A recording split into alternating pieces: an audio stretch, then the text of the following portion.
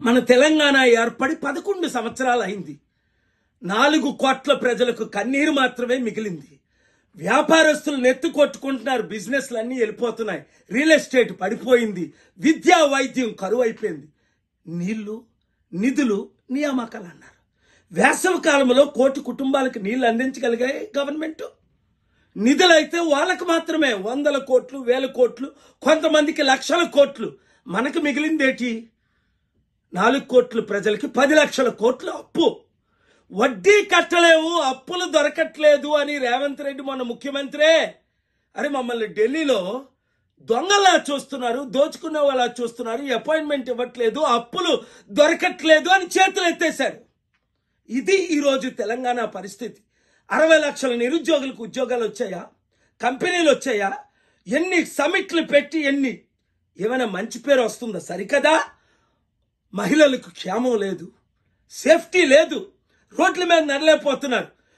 Miss world కొరకు miss England వస్తే అయ్యో ఈ హైదరాబాదులో నన్ను ఒక వేశ్యలాగా చూస్తున్నారని ఆవిడ హైదరాబాదులో పారిపోయి దేశ విదేశాల్లో మన పరువు తీస్తుంది. ఇది ఈరోజు పరిస్థితి. అందుకనే వీళ్ళ వల్ల మార్పు రాదనే శ్రీకాంతాచారి తండ్రి వెంకటాచారి, అయ్యా నేను 1200 మంది కుటుంబాలు బలిదానం చేస్తే తెలంగాణ ఏర్పడింది, ఈ పార్టీల వల్ల లాభం లేదని ప్రజాశాంతి పార్టీలో చేరాడు.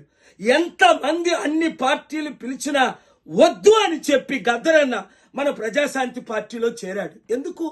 మార్పు రావాలి, ఆ మార్పు మనమే తేవాలి, మనందరం కలిసి పనిచేస్తాను. వాళ్ళైతే కొట్టుకుంటున్నారు. 20 లక్షల వార్చి సరిపోదు, 200 కోట్ల రూపాయలు అపార్ట్మెంట్ దుబాయ్లో సరిపోదు, నాకు 100,000 కోట్లు కావాలి, అన్నకిచ్చిన ఆస్తి నాకు కూడా కావాలి. ఇది ఈరోజు తెలంగాణ పరిస్థితి. ఈ కుటుంబ పాలన వద్దు, ఈ కుల పాలన వద్దు, ఈ అవినీతి పాలన వద్దు, వారి పాలన మనకొద్దు. మన ప్రజలకు శాంతి రావాలంటే ప్రజాశాంతి పార్టీయే రావాలి, మన పార్టీయే రావాలి. మీరు నేను కలిసి పని చేస్తే తప్పక బంగారు తెలంగాణను తీసుకొస్తాం. అవినీతి అక్రమ అప్పులన్నీ తీర్చేసి తెలుగు రాష్ట్రాలను అభివృద్ధి చేస్తాం. హైదరాబాద్ని మరలా ప్రపంచ మ్యాప్లో పెడతాం. ఈ వీడియో అందరికీ షేర్ చేయండి.